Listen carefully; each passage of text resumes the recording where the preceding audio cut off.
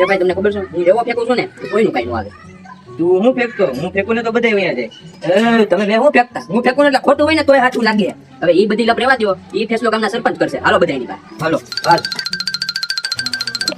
સરપંચ સાહેબ, તમારે એક ફેસલો કરવાનો છે. હું થયું બોલો. તમારે નક્કી કરવાનું છે કે અમારા 3 માંથી મોટું ફેંકું કોણ છે ઈ. એમ? હા તો હાલો ફેંકવા માંડો. એ પેલા તું આય વાહે. સરપંચ, હું તમારા આખા ગામનું ખાવાનું એકલો ખાઈ દઉં. પેલા આવું અમે અવડા હતા ને ત્યારે બોલતા, એવું નો હાલે. હાલ હાલ તું બોલ.